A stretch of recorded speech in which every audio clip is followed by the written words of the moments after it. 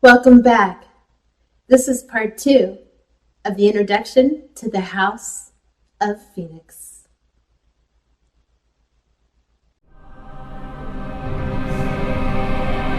Phoenix. Surprising.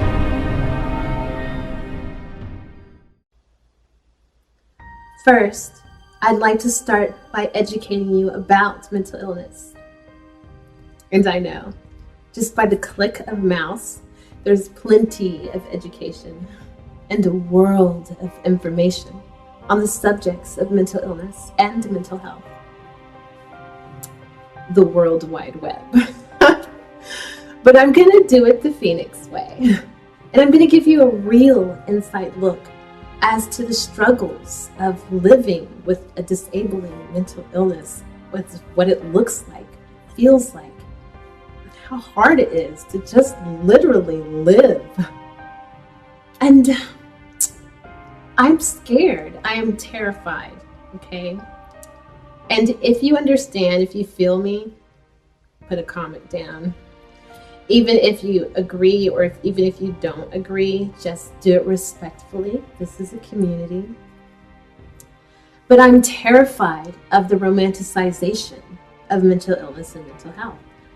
It comes with its own stigmas, with its own stereotypes, and this vision, this description of what mental illness is supposed to look like, how it's supposed to act like, how it's supposed to react or even respond to help, how it's supposed to heal, how long that's supposed to take, and even what that's supposed to look like. Not everyone is going to be able to live up to that description. Not everyone is going to be able to live up to that expectation. More people are going to begin to fall under that stigma that I talked about in video 1 of the introduction of the House of Phoenix. And that stigma is being unwanted. We cannot let that happen.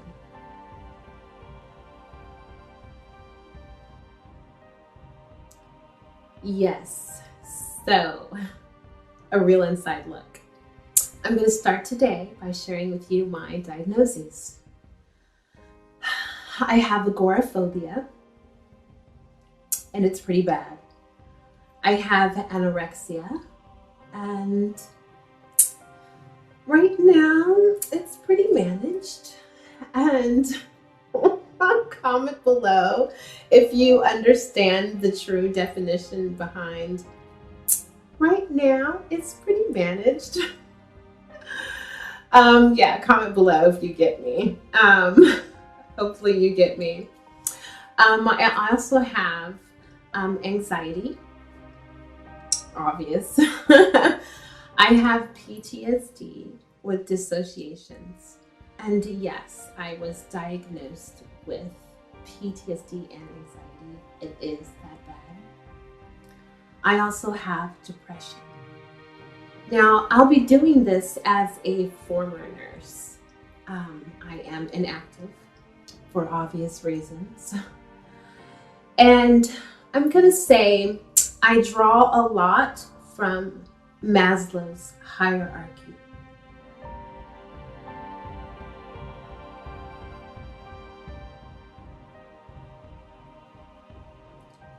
And I use a lot of the nursing process.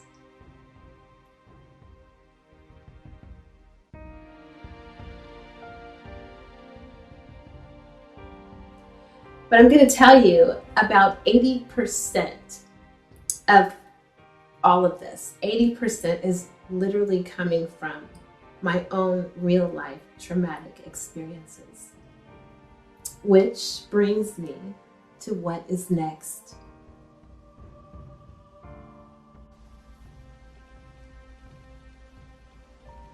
So, what are my traumatic experiences? How did I acquire these diagnoses? I'll start with my childhood, and be patient with me, this is difficult. I am a survivor of incest. as I am sure probably most of you are as well. And it has its own stigma, right? Its own stereotypes. And this mindset that comes with the attitude that says, well, it's incest, like it's a normal part of life. All children are curious. It's gonna happen. They'll get over it. They'll more than likely forget about it. They'll still grow up to live successful adult lives. This may be very well so for some children. Some children will not be emotionally attached to it. Some children's limbic system will not be affected.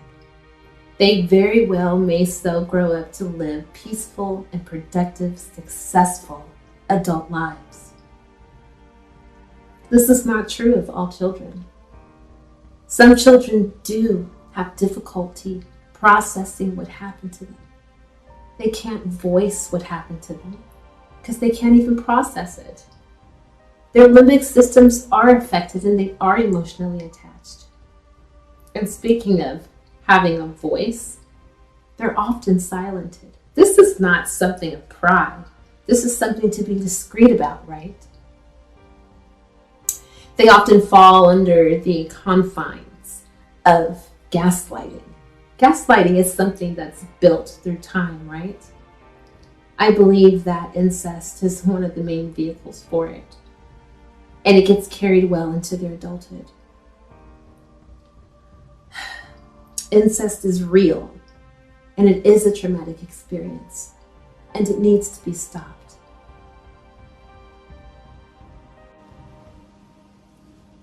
Okay, so that would be an example of the Phoenix way. I got carried away a little bit. We're just gonna fast forward a little bit to about maybe 2 months after my 13th birthday. My mother was mysteriously murdered and smushed between 2 cars. At 13 years old, you can imagine you're just left to the wolves at that age, totally vulnerable when losing your mother. If you lost your mother at a young age, please comment below. This is a community I'm trying to create, a supportive community. You're not alone. I'm not alone anymore either. And my heart reaches out to you. I give you a push of positive light, love, and energy towards you for your healing. Because it is a healing when you lose your mother at a very young age.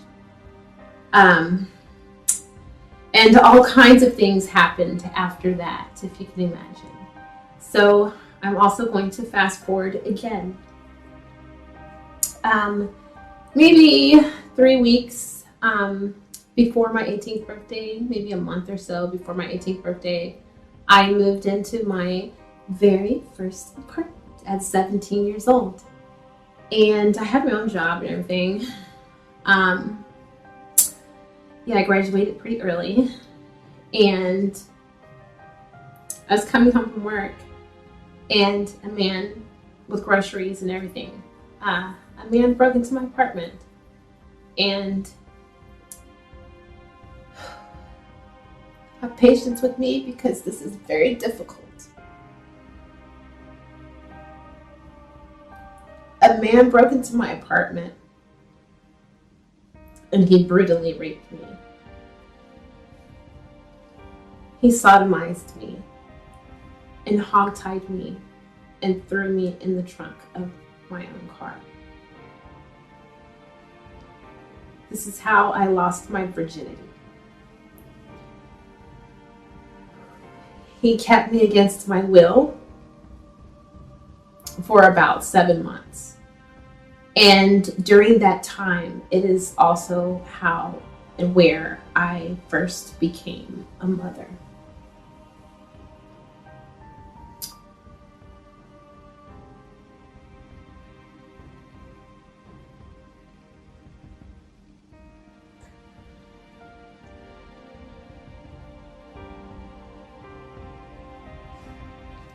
one of the greatest gifts that came out of such a terrible experience.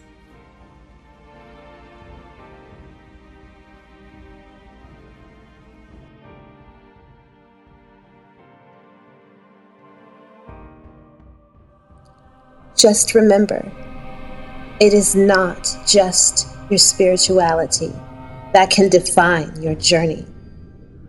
It is your journey that can define your spirituality. Bless you all. Join our community by subscribing to this channel. Thank you.